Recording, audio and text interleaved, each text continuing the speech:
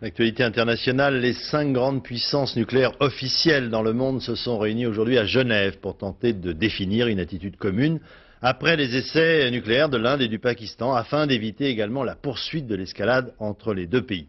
Cette tension entre ces deux pays est perceptible dans une région revendiquée à la fois par l'Inde et le Pakistan, le Cachemire, qui a déjà fait l'objet de 3 guerres en moins de 50 ans. Reportage sur la ligne frontière, côté pakistanais, Philippe Rochaud, Jean-François Renaud. Même dans ce village de Chenaré, au pied de l'Himalaya, on a ressenti l'onde de choc politique des essais nucléaires indiens et pakistanais. Pour le Cachemire, l'Inde et le Pakistan ont fait 3 fois la guerre. Lors du partage de l'Empire des Indes, le Cachemire, à majorité musulmane, aurait dû être donné au Pakistan, nation fondée sur l'islam. Mais l'Inde contrôle toujours les 2 tiers du Cachemire. Côté pakistanais, on se réjouit donc de la réussite des essais nucléaires qui permettent de relancer la question du Cachemire en position de force.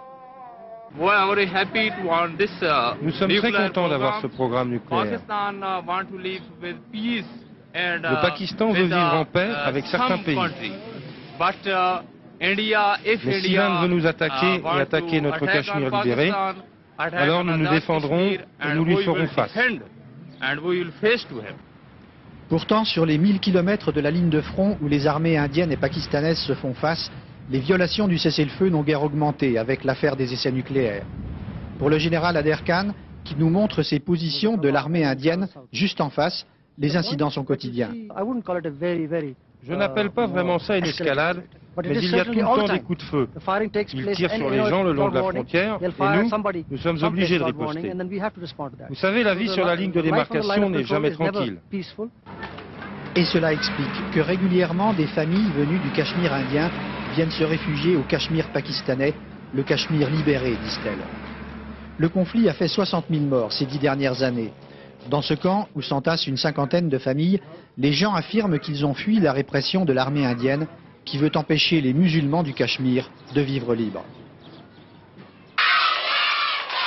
C'est le cas de Mohamed, devenu instituteur pour les petits réfugiés, après avoir pris lui aussi le chemin de l'exode. Une nuit, on était en train de dormir en paix, mais l'armée indienne a fait descendre tout le village pour fouiller les maisons.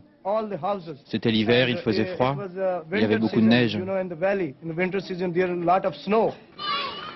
Alors, pour que le Cachemire soit définitivement rattaché au Pakistan, les Cachemiris sont prêts à beaucoup de sacrifices. C'est dans cette région du Cachemire que le Pakistan avait installé des missiles capables d'accepter des têtes nucléaires. Ils ont été retirés à présent, mais le message est clair. Le Pakistan, qui est parvenu à un équilibre nucléaire avec l'Inde, peut utiliser cette arme pour relancer une guerre, mais aussi pour entamer des négociations de paix.